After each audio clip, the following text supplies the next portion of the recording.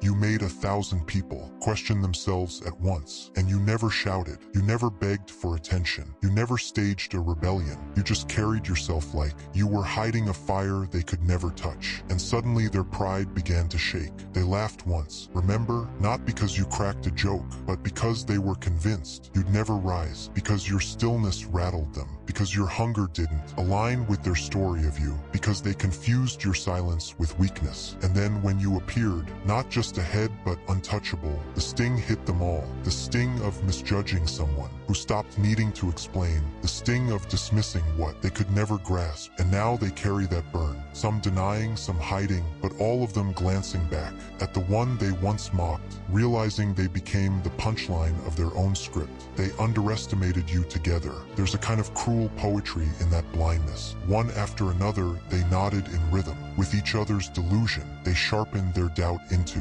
weapons and called it fact. They turned you into gossip, carved your name into ridicule, celebrated your smallest stumbles as if they'd won. You were their distraction, their scapegoat, their running joke. But in the quiet, you were building, not to silence them, but to honor yourself. That's the difference. You didn't climb from spite. You climbed by design. And now the same people who laughed in rooms where you weren't welcome have fallen quiet, because what you've become can't be argued anymore, can only be witnessed. What they never realized is that depth doesn't shout. Vision doesn't request approval. You never tried to compete with their noise. You tuned into a frequency they couldn't hear. While they performed, you prepared. While they boasted, you built. And while they thought they were ahead, you were becoming the storm they couldn't measure. The moment you arrived fully, boldly, unapologetically, it wasn't just surprising, it was devastating. Not because you rubbed it in, but because your presence itself erases their words. They weren't just mistaken, they were outrageously mistaken,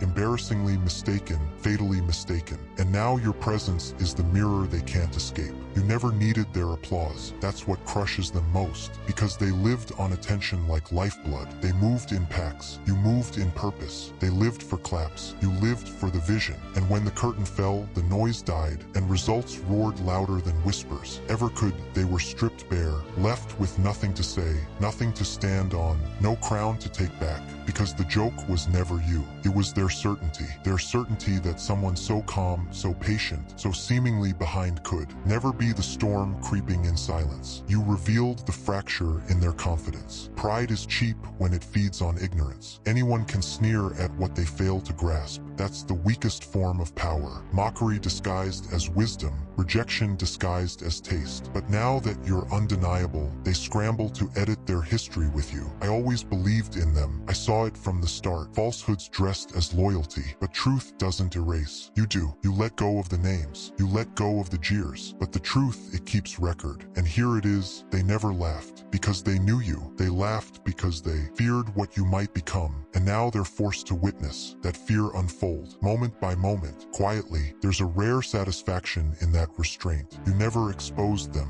You never pinned their faces to your success. You never made your ascent a duel. You simply became. And that becoming measured, deliberate, silent is their sentence. Because when 1,000 people share a lie and reality rips it apart, it doesn't just sting pride, it rewires it. They move differently now, softer, less reckless, because the lesson was harsh. Underestimating the quiet one, the outcast, the late riser is a gamble that always collapses. They don't just ache because you proved them wrong. They ache because they copied each other. They didn't think. They echoed. They didn't decide. They followed. And when the chorus fell apart, they were left humming a song that never belonged to them. You were never off-key. You were playing an instrument they didn't yet know existed. And now they're desperate to learn your rhythm, but it's too late. You're already beyond reach. You no longer stand as a piece in their play. You are the conductor of your own symphony. Let them drown in the silence of their own mistakes. Let them taste the bitterness of being proudly wrong. You don't owe them answers. You don't owe them entry, because this was never about vengeance. It was about return. Returning to the self that didn't wait for approval, didn't shrink for comfort, didn't bow to the weight of their dismissal. You didn't ascend because of their doubt. You ascended because your vision refused to die in their smallness. And now that vision breathes, tangible, unstoppable, while they remain scribbles in a chapter they never knew was being written. The energy has shifted. You can sense it when you enter. They hesitate now. They observe. They wonder what else slipped past their gaze. They wonder who else they misjudged. But mostly they wonder how. The one they mocked in chorus now holds the room without a single word. You didn't just win. You changed the very definition of victory. You didn't just arrive. You erased the need to be allowed in. You didn't shout. You carved history. And no crowd, no noise can undo that. You endured the weight of being misread. That's the mystery they'll never grasp. How you stayed still while lies spread like wildfire. How you didn't flinch when your name was twisted in their mouths. They expected defense, pleas, desperate clarifications, but you gave them none. You let the theater play out, and in the silence you studied. You noticed who cheered, who whispered, who stayed quiet, not from balance, but from fear. You allowed their misinterpretations, not because you lacked truth, but because you carried a greater truth. Real power doesn't audition for the blind. It waits, it rebuilds, it returns on its own terms. They never understood the cost of swallowing words that could defend you, of holding back the proof that could set fire to their lies. They underestimated the weight you bore, silencing every rebuttal, sheathing every fact. You let their voices ricochet, while you trained yourself to inhale through the sting of being framed as something false. You weren't passive, you were deliberate. You recognized that arguing with the small was air wasted, so you saved it. You strengthened your lungs in silence. You sat in your solitude like it was a seat of power, not from vanity but from reclamation, gathering your crown shard by shard. Alone, mislabeled, misunderstood, yet never misaligned. You mastered the art of solitude without surrender. That's a rare mastery. You didn't crave sympathy. You chased clarity. You stared betrayal in the eye without flinching. And while they twisted your name in the open, you rebuilt yourself in the hidden, not for revenge, but for freedom, for sovereignty, for the steel conviction that you no longer bend for hollow approval. You stopped craving acceptance once you saw how worthless it becomes in small hands. And that shift, that inner shift, made you untouchable because no one controls the one who no longer fears being misunderstood. They thrived on the version of you they invented. And when you didn't resist, when you allowed them to sculpt their illusion of your downfall, they mistook your silence for guilt. But you knew better. Some flames aren't worth fighting. They're worth watching. So you let them burn. You let their illusions rise like smoke, trusting that ashes always speak louder than accusations. And now they stand in the ruins of their certainty, clutching a portrait of you that no longer exists. You didn't transform in a flash. You transformed in layers, not for their validation, but because of their rejection. Your growth wasn't noisy, but it was unstoppable. To be misunderstood rattles the ego. It begs to be seen clearly, to fix the record, to take back the story. But you didn't obey that urge. You strangled it. You trained yourself to breathe without applause. You became your own witness, your own validation.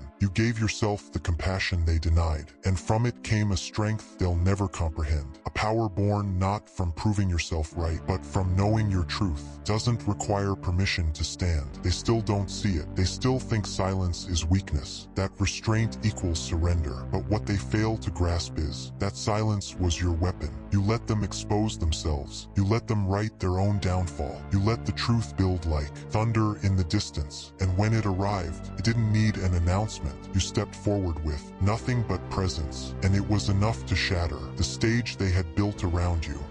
You weren't performing. You were becoming. And when the curtain finally fell, their claps dissolved into doubt. There's a sting in being twisted into something false by people you once called allies. Yet you refused to let it corrode you. You transformed it. You turned every rumor into a rung, every whisper into fuel, every insult into a reflection of their smallness. You became the builder of your own identity, the guardian of your own truth. And now you move with an aura that can't be explained to those who only knew the character they invented to feel taller. You owe them nothing. No explanation, no reintroduction. They chose their page. You finished the story. You wear peace now, not as fashion, but as steel. A peace born from enduring the flames of distortion and refusing to break. A peace crafted from the knowledge that silence can cut as sharply as it protects. They still wait for the old you to surface, to stumble, to plead, to offer proof. But that version is gone, buried deep in the soil of yesterday. At the grave, you left no marker. Those who rely on distortion permission to feel. Safe are unworthy of your voice. They traveled in herds. You walked in purpose. That was the crack in their illusion of strength. They always needed numbers to feel bold, applause to feel clever, a crowd to feel relevant. Alone, they were whispers. Together, they were noise loud enough to distract, never sharp enough to pierce. They circled you, dressing fear as solidarity. They pressed in with suspicion,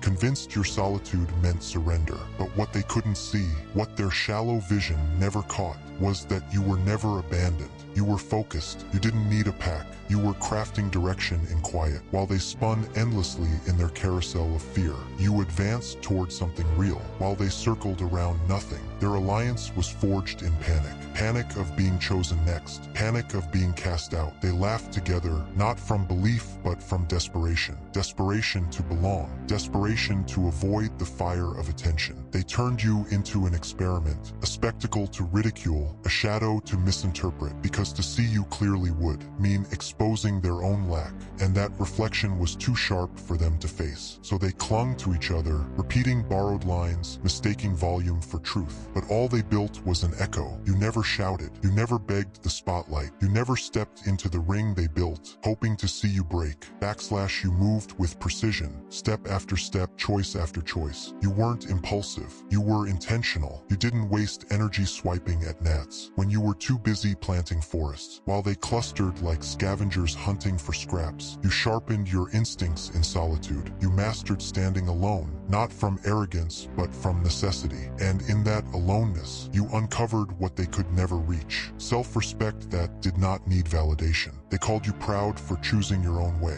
They called you distant for refusing to explain. But what they couldn't admit, what their pride couldn't swallow, was that you unsettled them, because you were whole, imperfect, but unowned. You had no loyalty to their illusions. You didn't bend for their approval. You didn't mold yourself to their moods. You weren't theirs to claim. And in a world addicted to sameness that made you a threat, you were the one who walked through flames without asking who struck the match. They clustered in crowds to feel strong. But you, armed with nothing but truth, moved in a direct line toward liberation. Psychologically, the herd numbs fear. It dulls shame. It excuses weakness. Together, they could cheer each other's cruelty. They could look at your courage and call it arrogance. Look at your boundaries and call them bitterness. But in truth, they were just echoing their own fragility, because deep down they knew they didn't have the backbone to stand where you stood. They needed the crowd to co-sign their cowardice. You needed no one. And that solitude, that fearless independence, made every step you took sound. Like a warning bell, you became the contradiction to their survival. And they despised you for it. When they saw you alone, they thought you were failing. When you refused to beg for a seat, they thought you were empty. But now that you've risen, unshaken, unowned, unafraid, they don't know what to call you, because your triumph doesn't mirror theirs. It doesn't need an audience. It doesn't thrive on fragile alliances or whispered betrayal. It's built from discipline,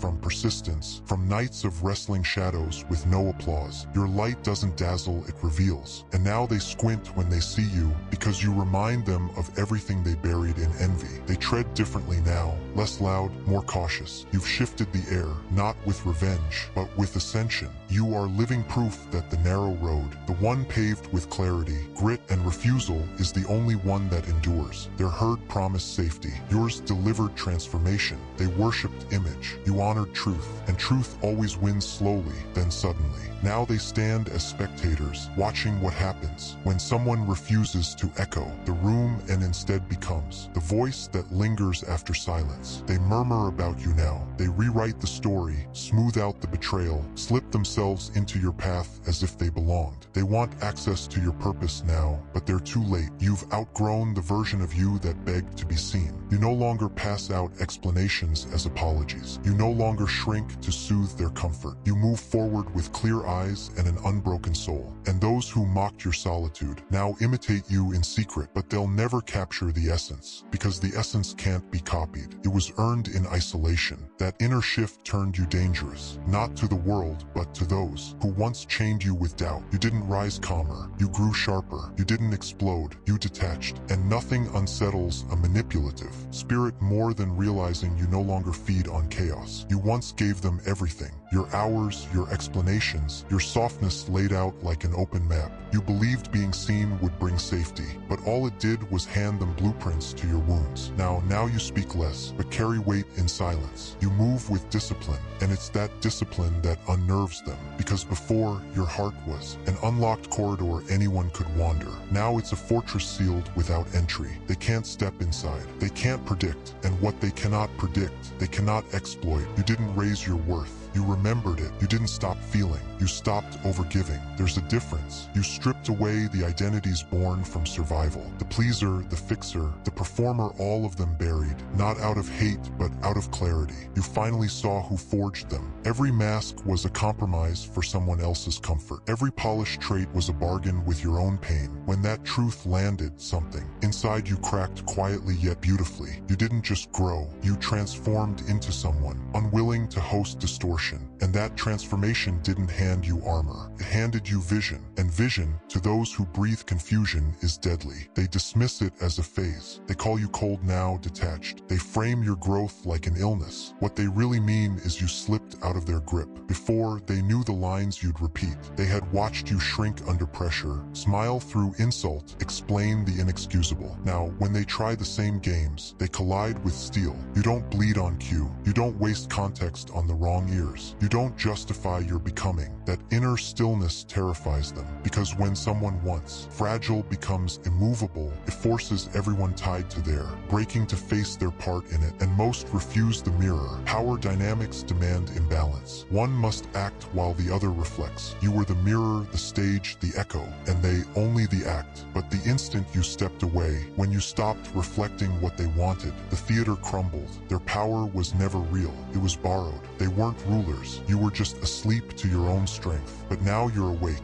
An awakening is permanent. Once you see the truth behind the masks, you can never unsee it, and you walk carrying that sight. Not bitter, untouchable. You once overcorrected. Every time they misnamed you, scrambled to prove them wrong, you drained yourself to look good in the eyes of people who only projected their emptiness onto you. But you've stopped correcting. You've stopped performing, because you understand now that being good in their narrative always demanded being missing in your own. And that cost was too steep. So now you enter spaces without lowering your light. You no longer fold yourself small to protect delicate egos. That steady presence, that fearless rhythm, that's what unsettles them. You don't declare who you are anymore. You embody it. An embodiment asks for no approval. They want to paint you guilty for who you've become, but you refuse, because guilt was the chain they yanked whenever you grew beyond their grasp. They disguised it as virtue, as humility, but it was always just about power. And now guilt no longer strikes where it once did. You've redirected your compassion. It no longer spills toward those who drain you. It turns inward toward mending, toward remembering, toward reviving the pieces of you that were hidden beneath years of erasure. That renewal, it made you steady. And steady souls who once lived in storm, they don't just enter a room, they command it. You've become deliberate in ways that roar without noise. You don't return every message. You don't respond to every probe.